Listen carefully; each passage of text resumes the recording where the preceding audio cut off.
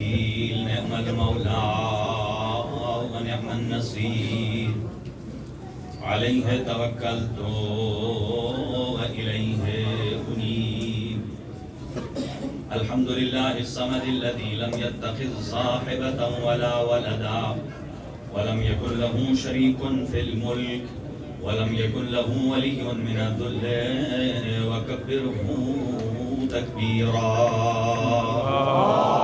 اللهم صل على محمد وآل محمد. الصلاة والسلام والتحية والإكرام على سيدنا ونبينا وشفيع ذنوبنا وطبيب نفوسنا رحمة العالمين أبي القاسم مصطفى محمد. اللهم صل على محمد وآل محمد وعلى أهل بيته الطيبين الطاهرين المعصومين المنتخبين المنتجبين لا سيما على بقية الله الأعظم روحي وأرواح العالمين لتراب مقدمه الفداء عجل الله تعالى فرجه الشريف وسهل الله تعالى مخرجه الشريف ولعنة الله على أعدائهم أجمعين من يومنا هذا إلى قيام يوم الدين. أما بعد فقد قال الله الحكيم في كتابه المتين بسم الله الرحمن الرحيم واذكر في الكتاب إبراهيم إنه كان صديقا نبيا. صدق الله العلي العظيم. اللهم صل على محمد وآل محمد.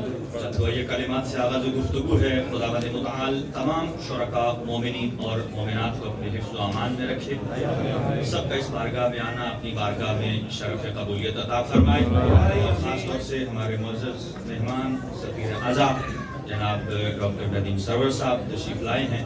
خداوند عالم آپ کی عبادات کو قبول فرمائے اور آپ کی زبان میں مزید تاثیر عنایت فرمائے اور حجت خدا امام زمان کے ظہور میں تعجیل فرمائے.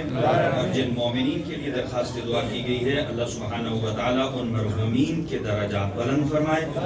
سید جلال حیدر صاحب ہیں, سیدہ طاہرہ, سیدہ زہرا خاتون اور سید فرخ حسین قاسمی صاحب, سید ماجد رضا, سید عباس علی عابدی. خداوند عالم ان سب کو جوار معصومین میں جگہ عطا فرمائے. اور مرحوم مغفور تنویر حسین ابن غلام حسین جو کہ چچا ہیں عمران جعفری صاحب کے, اور ایسے ہی ماموزاد ہیں جناب سید کیسر کاظمی صاحب کے, حسن عباس ابن ساجد حسین. اللہ ان تمام مرحومین کو جوار معصومین میں جگہ عطا فرمائے اور تمام بیماروں کو جلد از جلد لباس عافیت پہنائے. خاص طور سے جناب ہمارے محترم شفیق صاحب کی اہلیہ کو شفائے کلی عطا فرمائے اور والد کاظم حسین صاحب کو شفائے کامل و عاجل عنایت فرمائے. اپنی دعاؤں کی قبولیت کے لیے ایک باواز بلند صلوات.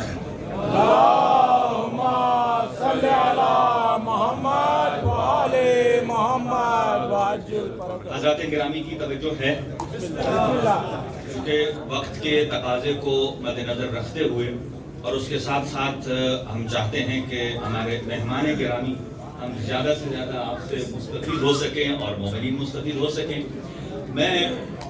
انہوں نے اپنا شاعرانہ انداز میں اپنا کلام پیش کیا ہے. اگر آپ کی توجہ ہو تو میں چاہتا ہوں کہ خداوند عالم کا کلام اور اہل بیت اطہار کے فرامین میں کیسے قصیدہ زہرا کو بیان کیا. ارشاد خداوندی ہے. ابھی آپ نے سنا کہ اللہ سبحان انہوں نے بیان کیا کہ ایک سیڑھی ہونی چاہیے. ایسا ہی ہے, اس کا ایک سرا نیچے اور ایک سرا. میں ذرا وہ سرے بتا دوں آپ کو کہ وہ سرے کون کون سے. دیکھیے اللہ سبحانہ و تعالی, یہ بات پہلے یاد رکھ لیجئے کہ ہمارے اور آپ کے ایمان کا حصہ اس سے بڑھ کر نہیں ہے جو ہم پڑھتے ہیں لا الہ بولیے الا اللہ محمد رسول اللہ علی ولی اللہ. یہ کلمہ کمپلیٹ ہے نا. لا الہ الا اللہ محمد رسول اللہ, اسے کیا کہتے ہیں؟ کلمہ اسلام. اسے کیا کہتے ہیں؟ کلمہ اسلام. اور علی ولی اللہ ساتھ ایڈ کیا جائے تو یہ کیا ہوتا ہے؟ ذرا بولیے کلمہ ایمان. کلمہ آج سننا چاہیں گے کہ انبیاء کا کلمہ کیا ہوتا ہے؟ امام موسیٰ کاظم علیہ السلام ارشاد فرماتے ہیں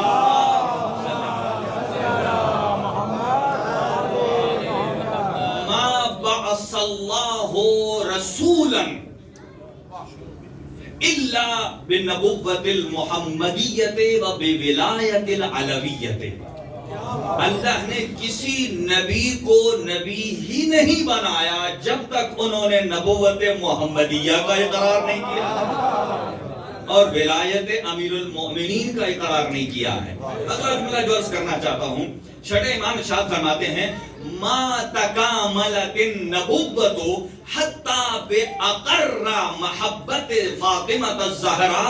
اللہ نے کسی نبی کی نبوت کو کمپلیٹ نہیں کیا جب تک انہوں نے محبت زہرا کا اظہار نہیں کیا.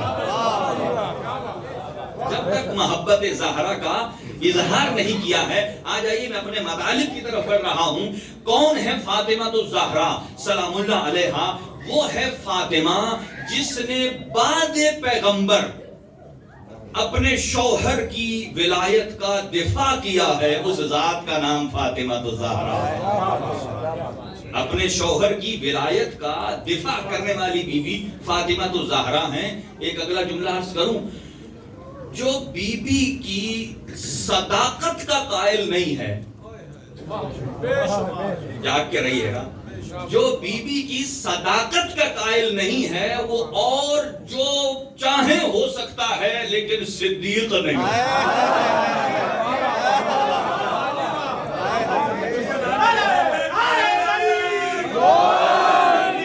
میں کسی پر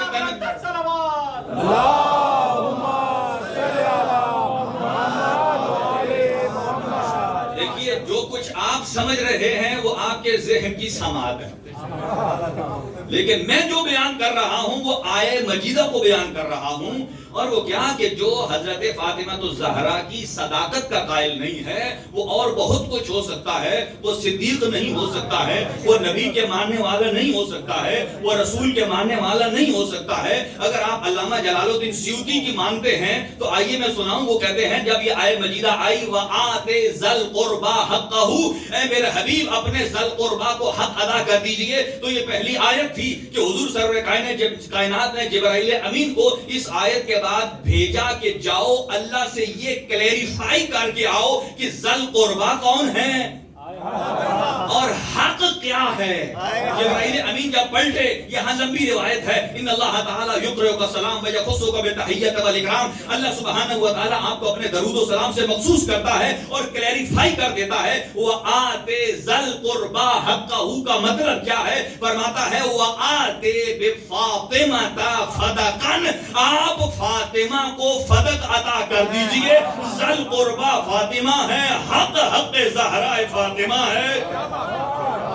علامہ جلال الدین سیوطی فرماتے ہیں حضور سرور کائنات نے اپنی حیات میں یہ حق زہرا کو جب ہبہ کیا تو وہاں انہوں نے ایک ایفیڈیوٹ لکھا جسے وثیقہ کہتے ہیں، جسے سند کہتے ہیں. اور اس سند پر توجہ، میں نے کیوں کہا ہے کہ جو نبی جو جناب زہرا کی صداقت کا قائل نہیں ہے وہ دائرہ اسلام کے اندر رہنے کا حقدار بھی نہیں ہے، وہ دائرہ نبوت میں رہنے کا حقدار بھی نہیں ہے، بلکہ اسلام سے خارج ہو جاتا ہے. فرمایا کہ جب حضور سرور کائنات یہ ہبہ کر رہے تھے اور اس پر حضور سرور کائنات نے جنہیں گواہ بنایا کہ میں یہ ہبہ زہرا کو دے رہا ہوں، ان میں ایک ذات علی ہے، دو حسنین کریمین ہیں. اور اسی علی کو جناب زہرا نے جب دربار میں پیش کیا کہ میرے اس وثیقے پر گواہ علی ہے، اور یہ کہہ کر جھٹلا دیا گیا، رد کر دیا گیا کہ یہ علی تو آپ کے شوہر ہیں، علی کی گواہی کافی نہیں ہے. اس کہنے والے نے صرف علی کی گواہی کو نہیں جھٹلایا، اس نے جناب زہرا کی صداقت کو جھٹلایا ہے، اپنے ایمان کے انکار کو جھٹلایا ہے، اپنے اسلام کے انکار کو جھٹلایا ہے۔ دلیل کیا ہے؟ دیکھیے کوئی آدمی مسلمان کب رہتا ہے؟ جب نبی کی رسالت کا کلمہ پڑھتا ہے، جب نبی کی نبوت کا کلمہ پڑھتا ہے۔ مجھے اتنا بتائیے، جب اللہ نے نبی کی نبوت پر کسی کو گواہ بنانا چاہا تو کسے بنانا چاہا؟ فرمایا اس پر یا اللہ گواہ ہے یا وہ گواہ ہے جو پورے قرآن کا علم رکھتا ہے۔ تو گویا دو الفاظ میں کہوں، نبی کی نبوت پر ایک رحمان گواہ ہے، ایک ابو طالب کا بیٹا گواہ ہے۔ اگر تمہیں علی کی گواہی زہرا کے حق میں قبول نہیں ہے تو پہلے جاؤ خدا سے اعتراض کرو، اس نے نبی کی نبوت پر علی کو کیوں گواہ بنایا ہے؟ تمہیں اگر علی کی گواہی قبول نہیں ہے تو اقرار کر لو تم نہ نبی کی نبوت میں رہ سکتے ہو۔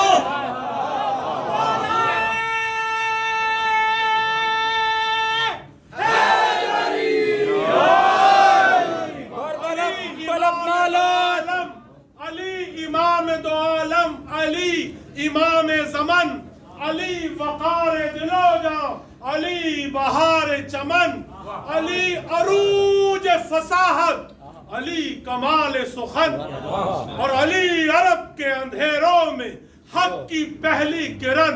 علی ولی سے گریزان ہو خدا کے لیے کیوں، علی تو قوت بازو ہے مصطفیٰ کے لیے۔ امام کل ایمان دارے ہاتھ چوک کے بلند نعرہ حیدری۔ وقال الصادق علیہ السلام۔ دیکھیے میں اپنے مضمون کو مختصر کر رہا ہوں، میں چاہتا ہوں کہ فرامین اہل بیت جس حد تک پہنچ سکے میں آپ کی خدمت میں پہنچاؤں۔ میں اپنی رفتار کو بڑھا رہا ہوں، آپ اپنی بھی رفتار سماعت کو ذرا بڑھائیے۔ وقال الصادق علیہ السلام جب چھٹے امام سے پوچھا وما ہی لیلۃ القدر، اچھا اس سے پہلے ماشاءاللہ قرآن مسلمان ہے، مومن ہے، میرے ساتھ دہرائیے سورہ قدر کو۔ دیکھیے 4 قرآن مجید کی ٹوٹل کتنی سورتیں ہیں؟ 114۔ یہ انسائکلوپیڈیا ہے، 114۔ ان میں سے 4 سورتیں ایسی ہیں کہ جن کے آغاز میں انا آیا ہے۔ کیا آیا ہے؟ انا۔ سنیے گا، پہلی سورہ فتح، انا فتحنا لک فتحا مبینا، اے میرے حبیب ہم نے آپ کو فتح مبین عطا کی۔ دوسرا سورہ نوح، انا ارسلنا نوحا الی قومہ، ہم نے حضرت نوح کو بھیجا ان کی قوم کی طرف۔ پہلی میں تذکرہ تھا فتح مبین کا، اس میں تذکرہ ہے رسالت کا۔ اب سنیے تیسری آیت ہے، انا انزلناہ فی لیلۃ القدر، ہم نے قرآن کو نازل کیا لیلۃ القدر۔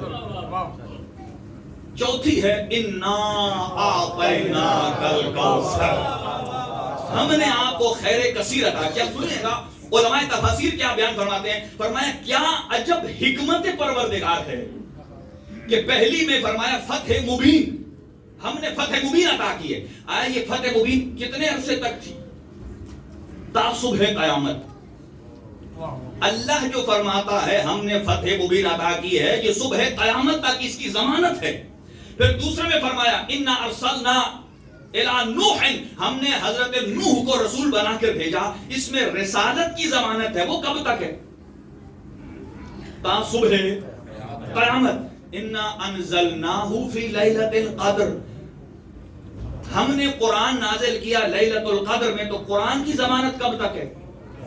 بولیے، صبح قیامت تک۔ جب فتح مبین کی ضمانت قیامت تک ہے، رسالت کی ضمانت قیامت تک ہے، قرآن کی ضمانت قیامت تک ہے، تو انا انزلناہ فی لیلۃ القدر کے بعد انا اعطیناک الکوثر، تو کوثر کی ضمانت بھی تا صبح قیامت ہے۔ اب سنیے گا جو عرض کرنا چاہتا ہوں، توجہ میرے ساتھ رکھیے، انا انزلناہ فی لیلۃ القدر۔ ابھی رمضان آنے والا ہے، ہر چیز کے 2 ظرف ہوتے ہیں، جس جگہ کام ہو رہا ہو اسے کہتے ہیں ظرف مکان، جس زمانے میں کام ہو رہا ہو اسے کہتے ہیں ظرف زمان۔ ابھی کیا ٹائم ہو رہا ہے؟ 9:30. اس میں مجلس ہو رہی ہے. یہ ہے مجلس کا ظرف زمان جس میں کام ہو رہا ہے. اور جس پلیس پر بیٹھے ہیں یہ کیا ہے؟ ظرف مکان. اب سنیے لیلۃ القدر کی تعریف کیا ہے. ایک ہے قرآن صامت, ایک ہے قرآن ناطق, ایک ہے قرآن کا وجود لفظی, ایک ہے قرآن کا وجود عینی, ایک ہے قرآن کا وجود لفظی اور ایک ہے قرآن کا وجود حقیقی. جس طرح قرآن مجید کے نزول کے لیے 2 ظرف چاہیے, ایک ظرف زمان اور ایک ظرف مکان. اب یہ سنیے گا, حضور نے فرمایا میں نے قرآن اور اہل بیت کو چھوڑا. قرآن صامت 30 پاروں میں ہے, 114 سورتوں میں ہے, اور قرآن ناطق کہاں ہے؟ وہ وجود کی شکل میں موجود ہے. سنیے گا, جس زمانے میں قرآن نازل ہو وہ ہے قرآن کے نزول کا زمانہ, ظرف زمان, اور وہ ہے لیلۃ القدر. اور جس جگہ قرآن نازل ہوا ہے وہ قرآن کے نزول کا ہے ظرف مکان, اور وہ ہے قلب مصطفیٰ صلی اللہ علیہ وآلہ وسلم. توجہ رکھیے گا کہ قرآن مجید کا ظرف زمان ہے لیلۃ القدر اور ظرف مکان ہے قلب مصطفیٰ. جہاں قرآن کی 114 سورتیں, جہاں قرآن کے 30 سپارے جس قلب پر اتر آئیں وہ قرآن کا ظرف مکان ہے, اور جس گود میں اللہ 11 معصوم حجتوں کو نازل کر دے اس گود کو قرآن ناطق کا ظرف مکان فاطمہ الزہرا کہا جاتا ہے.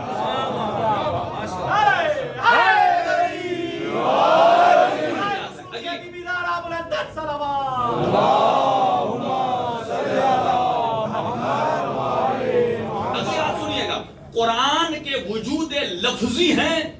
اب قرآن فرماتا ہے وَلِلَّهِ الْأَسْمَاءُ الْحُسْنَى, اللہ کے کچھ خوبصورت نام ہے. یہ سیڑھی بتا رہا ہوں, اللہ تک جانے کے لیے ان ناموں کے سہارے سے اپنے اللہ پر جاؤ.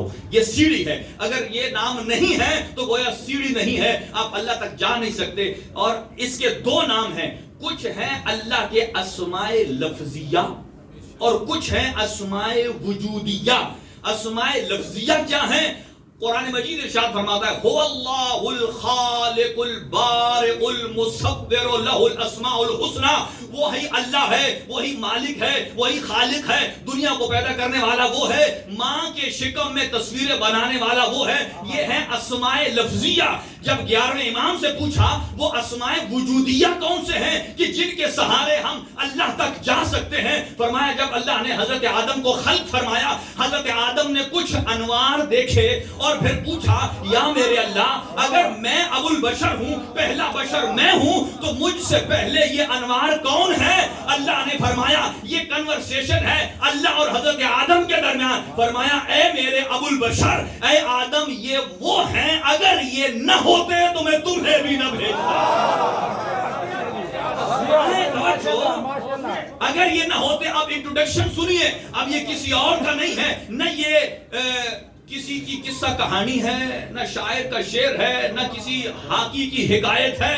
11ویں امام بیان فرما رہے ہیں, اللہ سبحانہ و تعالی حضرت آدم سے فرما رہا ہے. توجہ, یہ انٹروڈکشن ہے. فرمایا ھذا محمد, اللہ فرما رہے ہیں ھذا محمد الماخوذ من صفت الحمد وھذا علی الماخوذ من صفت الالوف وهذه فاطمہ الماخوذۃ من صفت الفاطر وهذان الحسن والحسین الماخوذان من صفت الاحسان. گویا دیکھیں عربی میں ہوتا ہے جب کسی کی طرف اشارہ کرنا ہو نا, یہ ٹیشو ڈبا ہے, ٹھیک ہے جی, جب میں اس کی طرف اشارہ کرتا ہوں یہ ٹیشو ڈبا ہے, جب میں اشارہ کرتا ہوں یہ, عربی میں اس کو کیا کہتے ہیں؟ ھذا. لیکن ھذا کا اشارہ اس طرف ہوتا ہے جس کی طرف اشارہ کیا جائے وہ پہلے سے موجود ہو,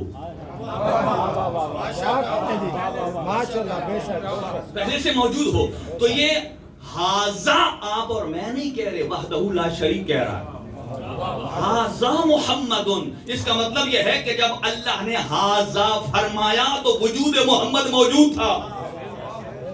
فرمایا ھذا محمد الماخوذ من صفت الحمد وھذا علی. یہ علی ہے الماخوذ من صفت العلو، وہذہ فاطمہ الماخوذۃ من صفت الفاطر، یہ فاطمہ ہے کہ جن کو میں نے اپنی صفت فاطر سے مشتق کیا ہے۔ گویا اللہ فرما رہا ہے اے حضرت آدم میں ہوں محمود، اگر کوئی مجھ اللہ کی حمد کا مجسم شکل میں کسی کو دیکھنا چاہتا ہے تو وہ کسی اور طرف نہ جائے، مجھ اللہ تک نہیں آ سکے گا۔ ہاں میری حمد کا شاہکار دیکھنا ہے تو میرے مصطفیٰ کو دیکھتے جاؤ تو میری حمد تک پہنچتے چلے جاؤ گے۔ اور میں اعلیٰ ہوں، میں نے علی کو بھیجا ہے، اگر تم مجھ اللہ کی بلندی تک آنا چاہتے ہو تو میرے علی کو دیکھتے جاؤ، مقام اعلیٰ پہچانتے جاؤ گے۔ اور میں فاطر السماوات والارض ہوں، اس کا مظہر میں نے فاطمہ زہرا کو بنا کر بھیجا ہے۔ اگر کوئی مجھ اللہ کو راضی رکھنا چاہتا ہے تو میں اللہ رضائے زہرا کے بغیر کبھی راضی نہیں ہوتا۔ اگر کوئی غضبناک ہوتا ہوں میں اللہ تو زہرا کے غضبناک کے بغیر نہیں ہوتا ہوں۔ میں اللہ اگر قابل میں لائق احسان ہوں، اس کا مظہر میں نے حسن و حسین بنا کر بھیجا ہے۔ ہاں میں معبود اور مسجود ہوں، اس کا مظہر میں نے زین العابدین کو بنا کر بھیجا ہے۔ میں باقر العلوم کو اپنے علم کا مظہر بنا کر بھیجا ہے۔ میں اصدق الصادقین ہوں، اس کا مظہر میں نے صادق آل محمد کو بنا کر بھیجا ہے۔ تمام رؤوف اور مرضات مجھ اللہ کے لیے ہیں، اس کا مظہر میں نے موسیٰ کاظم کو بنا کر بھیجا ہے۔ تمام رؤوف اور مرضات مجھ اللہ کے لیے ہیں، اس کا مظہر میں نے امام رضا کو بنا کر بھیجا ہے۔ تمام تقویٰ مجھ اللہ کے لیے ہے، اس کا مظہر میں نے امام تقی کو بنا کر بھیجا ہے۔ تمام نقاوتیں مجھ اللہ کے لیے ہیں، اس کا مظہر امام نقی کو بنا کر بھیجا ہے۔ تمام حیبتیں مجھ اللہ کے لیے ہیں اور اس کا مظہر میں نے حسن عسکری کو بنا کر بھیجا ہے۔ فرمایا میں ہوں غیب مطلق، اگر مجھے تک آنا چاہتے ہو تو پہلے فرزند زہرا تک جاؤ جو پردہ غیب میں موجود ہے۔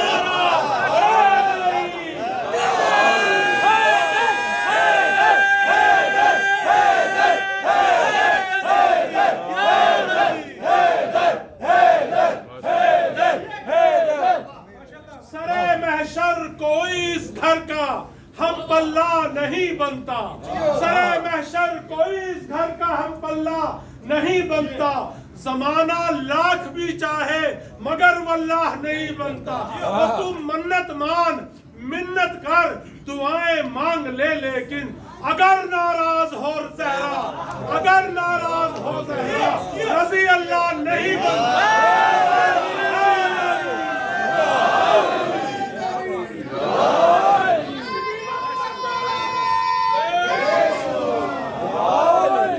دیکھیے وقت زیادہ نہیں ہے، میں دوسری طرف جانا نہیں چاہتا۔ کون زہرا؟ جس نے دربار میں جا کر خطبہ فدق بیان کر کے، میں مسائل پر نہیں ہوں، خطبہ فدق کو بیان کر کے، خطبہ فدق کیا ہے؟ یہ ایک تشیع کا نصاب ہے جس میں اصول دین بھی ہیں، جس میں فروعات دین بھی ہیں۔ اچھا سنیے گا، حضرت زہرا نے ولایت علی کا دفاع کیسے کیا، سنیے گا۔ دیکھیے مکتب تشیع کا عقیدہ کیا ہے؟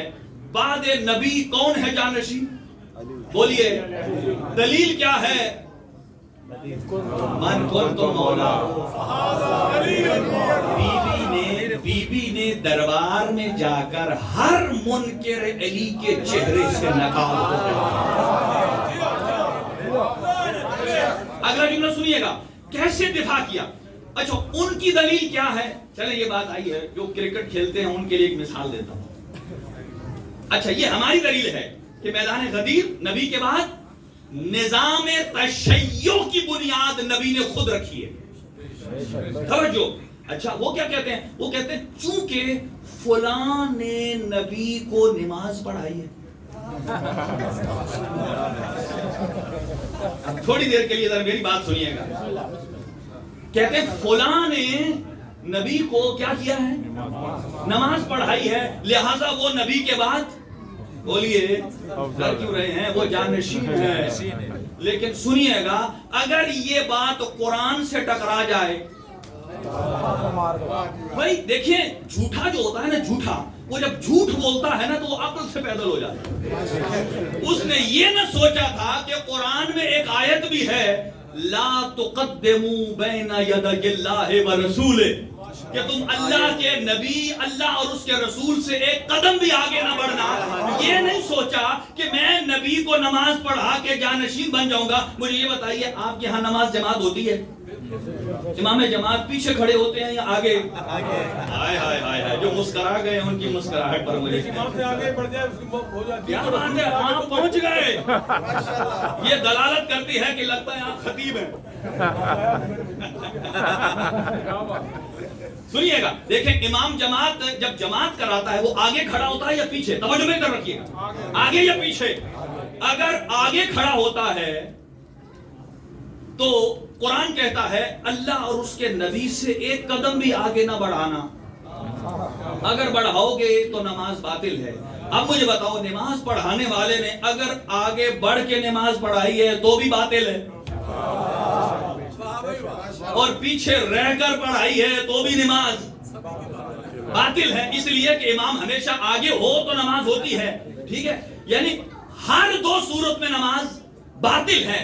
عجیب بات ہے، کسی باطل عمل کو دلیل خلافت بنا لیا. کسی باطل عمل کو دلیل خلافت بنا لیا. اور دوسری بات، علامہ اپنا امام شافعی کہتے ہیں، آج بھی ان کے مزار پر یہ جملہ لکھا ہے، اور وہ کہتے ہیں یا اہل بیت رسول اللہ حبکم فرض من اللہ فی القرآن انزلا. اے اہل بیت رسول، اللہ نے اپنے قرآن میں آپ کی محبت کو واجب اور لازمی قرار دیا ہے. کفاکم من عظیم القدر انکم من لم یصلی علیکم لا صلاۃ له. آپ کی عظمت کے لیے یہی کافی ہے کہ جو آپ پر درود نہ بھیجے اس کی نماز باطل ہوتی ہے. وہ عجب نماز پڑھانے والا تھا، لیکن جن پر درود پڑھنا ہے وہ پیچھے ہے. اپنی نماز کے صحیح ہونے میں ان کا محتاج ہے جو پیچھے کھڑے ہیں. مر دشمنان اہل بیت لعنت. اگلی بات آئیے میں جلدی سے تمام کر رہا ہوں. ایک اور جملہ، ماشاءاللہ آپ توجہ کر رہے ہیں میری طرف. دیکھیں، نماز جو پڑھاتا ہے اس پڑھانے والے کی 6 شرائطیں. جو نماز پڑھاتا ہے ہر غیرہ نہیں پڑھاتا، اس کی 6 شرائطیں. پہلی شرط یہ ہے وہ مرد ہونا چاہیے.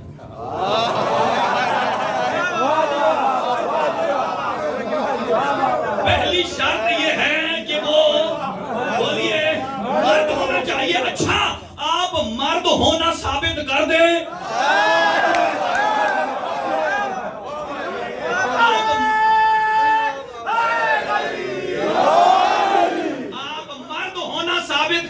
تو ہم مان لیں گے. اگر آپ ثابت نہیں کر سکتے تو میں قرآن سے عورت ہونا ثابت کر سکتا ہوں.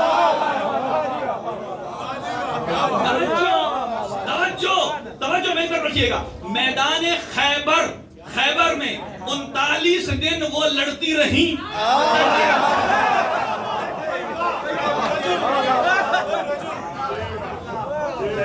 39 دن وہ لڑتی رہیں، اور جب میدان فتح نہ ہوا، اب نبی نے کیا فرمایا ہے؟ لَأُوتِيَنَّ الرَّعْيَةَ غَدًا رَجُلَ الْقَرَّارًا غَيْرَ فَرَّارٍ يُحِبُّ اللَّهُ وَرَسُولَهُ وَيُحِبُّ اللَّهُ وَرَسُولَهُ. دیکھیے، کل میں ایسے کو بھیجوں گا جو مرد ہوگا، جو قرار ہوگا، جو غیر فرار ہوگا. اب سارے ہکا بکا تیار تھے کہ علم کس کو ملے گا. میں کہوں گا آج علم عباس دیکھ کر جس کا نکاح ٹوٹتا ہے، ہمیں یہ تو بتاؤ یا تم سچے ہو یا وہ سچے تھے.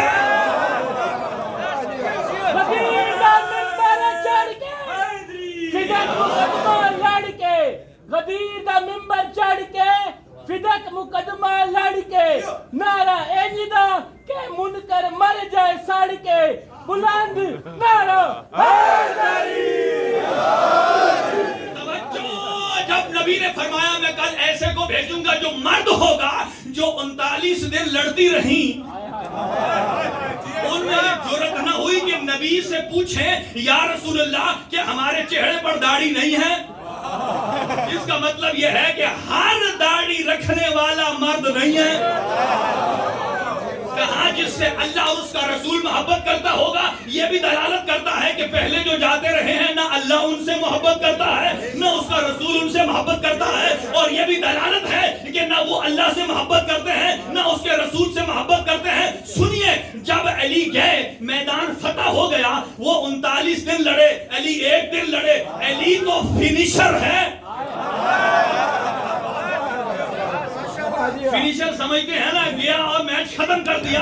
اچھا، علی نے فنش کر دیا۔ جب فنش ہوا، اب وہ 39 دن والیاں ساری آ گئی۔ جب مال غنیمت لینے لگے، اب مال غنیمت نبی نے بانٹا اور ان سب کو ایک ایک حصہ دیا۔ علی کو 2 حصے دیے۔ کسی میں جرأت نہ ہوئی نبی سے آ کر کہیں یا رسول اللہ، ہم 39 دن لڑے ہیں، ہم نے بھی اپنا خون بہایا ہے، ہمیں بھی زخم اور جراحت لگی ہے، آپ نے علی کو 2 حصہ دے دیا، ہمیں 1 حصہ دے دیا۔ کسی نے سوال نہ کیا نبی نے کس پیمانے پر تقسیم کیا کہ جو فنش کرنے آیا اسے 2، اور قرآن کا معیار ہے فَلِلذَّكَرِ مِثْلُ حَظِّ الْأُنثَيَيْنِ۔ اگر کوئی آدمی مر جائے، اس کے ہاں 1 بیٹا ہو 1 بیٹی ہو، اس کے مال کو 3 حصوں میں تقسیم کیا جائے گا۔ بیٹے کو 2 حصے دیے جائیں گے، بیٹی کو 1 حصہ دیا جائے گا۔ اچھا، ان کو 39 دن والیوں کو 1 حصہ ملا، علی کو 2 حصے ملے۔ یہ دلالت کرتا ہے ان کا سوال نہ کرنا یہ قبول کر رہا ہے کہ مرد میدان صرف حیدر کر رہا ہے۔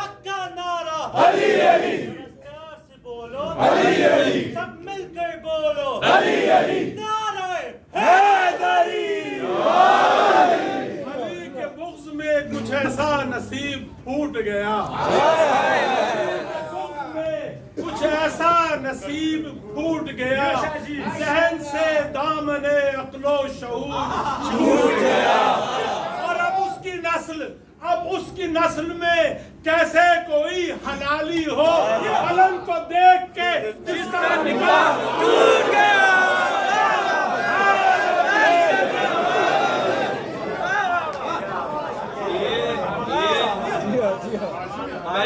پہلے کوئی کسی جگہ جاتا تھا تو علم کو دیکھ کے نکاح ٹوٹتا تھا۔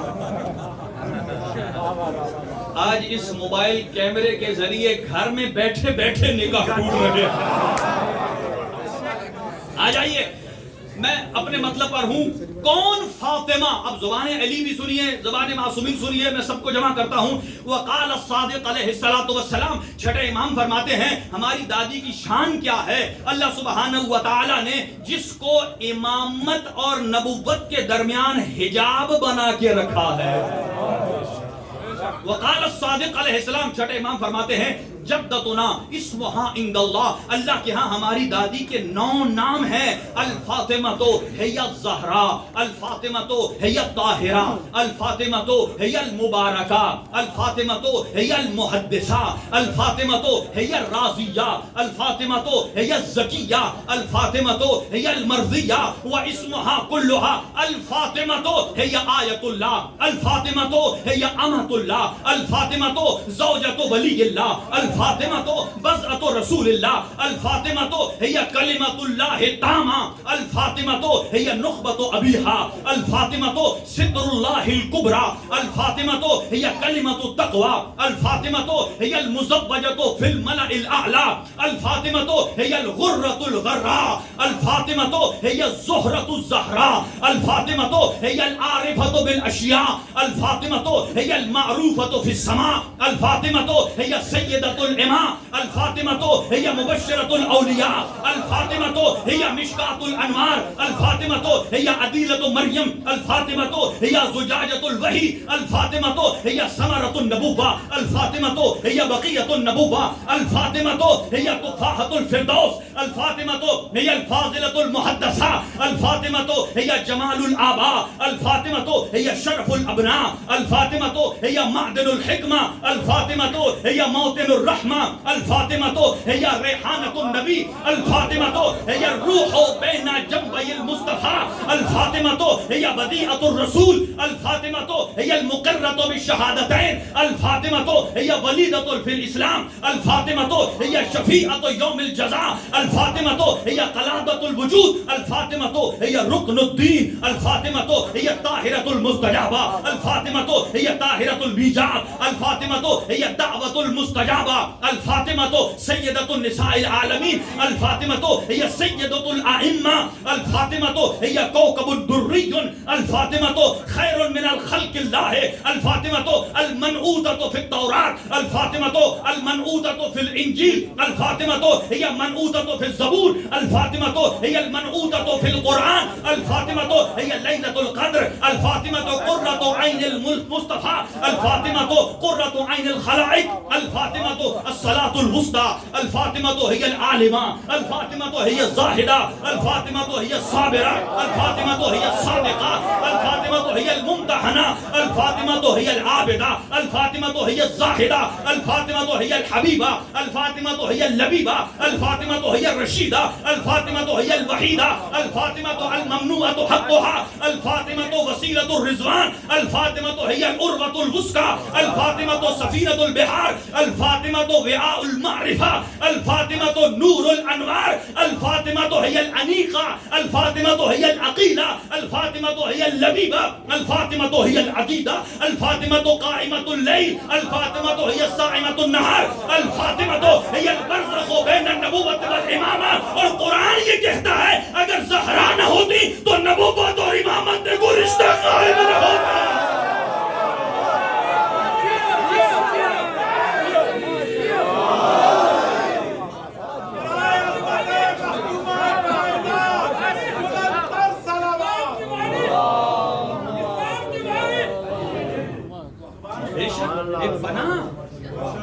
ابھی ان کا ترجمہ سنیں گے یا پھر کے لیے چھوڑ دیں؟ کیونکہ ٹائم کم ہے اور میں دیکھ رہا ہوں کہ سفیر اعظم کے لیے بھی وقت ہونا چاہیے. بس یہیں پر تمام کرتا ہوں. جس کا اتنا مقام ہے زہرا کا،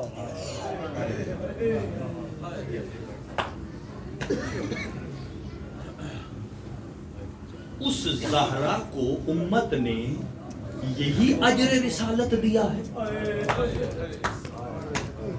کہ زہرا کے 3 بیٹے ہیں، ایک کے جنازے پر تیر، دوسرے کا جنازہ تیروں پر، اور تیسرا محسن ہے. استاد عابدی کہتے ہیں، چھٹے امام ارشاد چھٹے امام کی روایت ہے کہ اذا کان یوم القیامت، جب قیامت کا دن آئے گا اللہ سبحانہ و تعالی سارے محشر والوں سے کہے گا یا اہل محشر غضوا ابصارکم، اے اہل معاشر اپنی نظروں کو جھکا لو. انبیاء کو حکم ہوگا جھکا لیجئے. جب آواز قدرت آئے گی اے میرا حبیب آپ بھی اپنی نظروں کو جھکا لیجئے. آواز حضور آئے گی اے میرے اللہ میں تو زہرا سے محرم ہوں. باپ تو بیٹی سے محرم ہوتا ہے.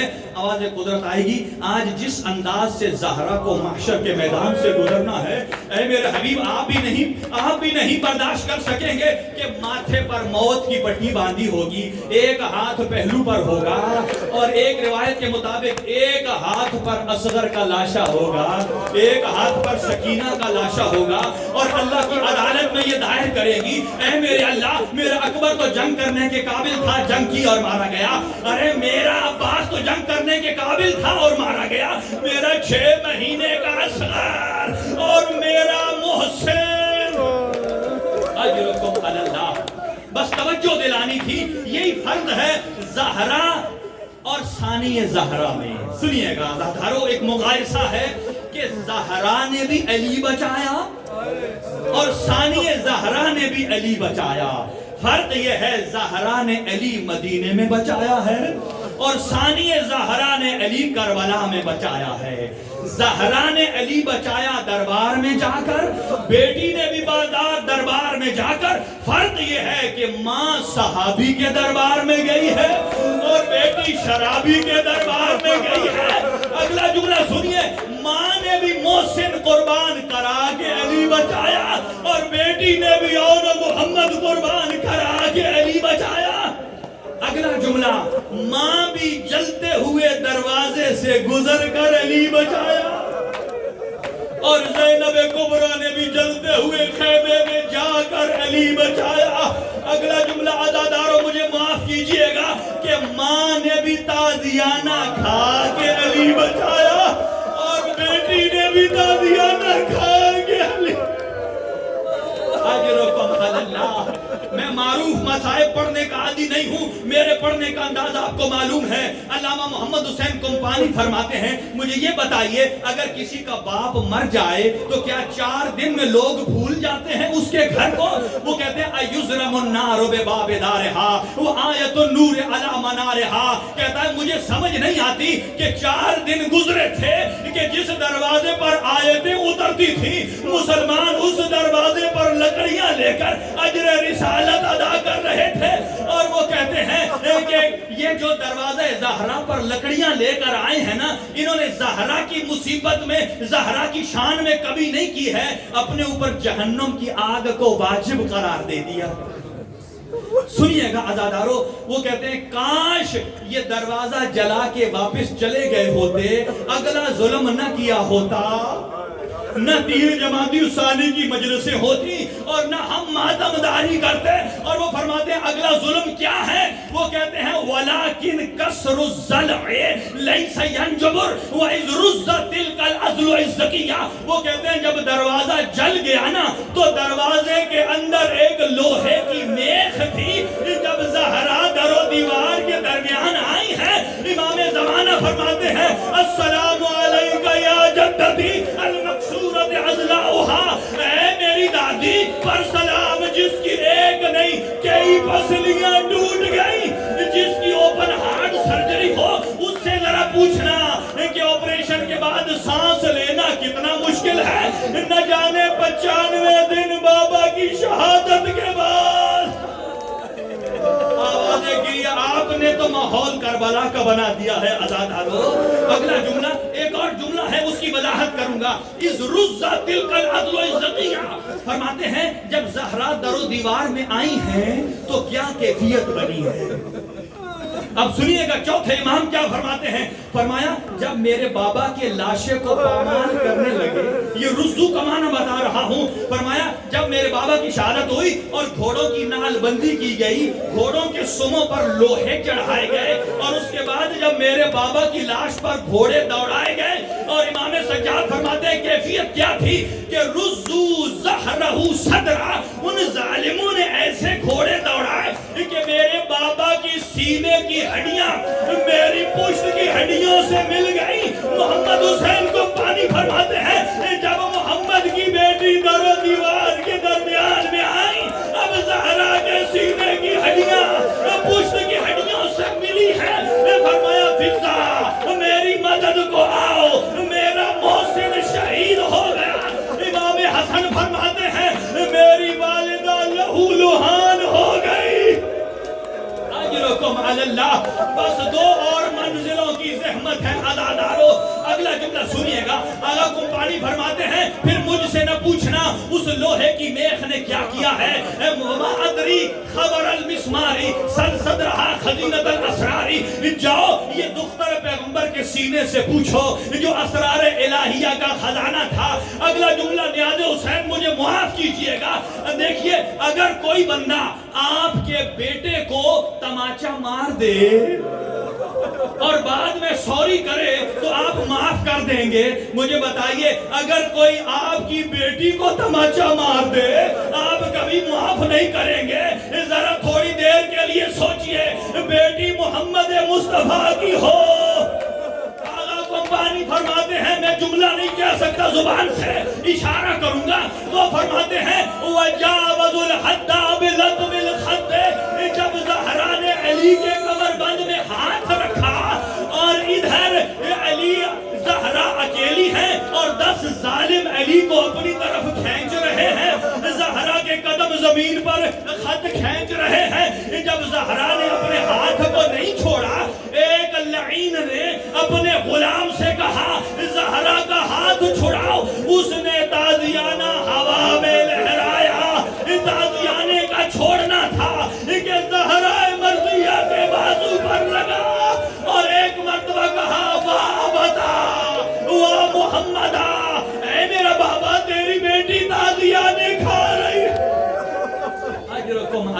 اب ایک اور درد سنیے، جب زینب کبریٰ شام کے بعد ماں کی قبر پر آئی نا اور ایک وین کیا، کہا افاطمہ تو قد لقیت من عداک ولاقی رات مما قد لقینا، اے میری ماں زینب تجھے کوئی زمانہ یاد دلانا چاہتی ہے؟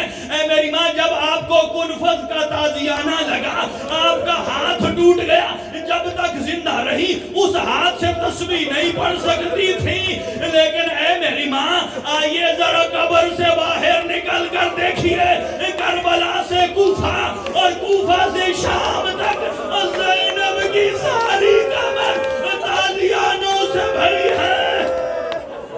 آخری جملہ آزادارو، آقا کمپانی فرماتے ہیں جب زہرا نے دوسری طرف سے ہاتھ پکڑ لیا نا، اب ظالم نے کیسے چھڑایا؟ فرمایا وَجَاوَزُ الْحَدَّ بِلَطْمِ الْخَدِّ وَشَلَّتْ يَدُ الطُّغْيَانِ وَالتَّعَدِّ، فرمایا کاش وہ ہاتھ ٹوٹ گیا ہوتا جو دختر پیغمبر کے رخسار میں اٹھا۔ اور یہاں ظالم نے ایک شام والے کو خط لکھا، کہا آج ہم نے علی سے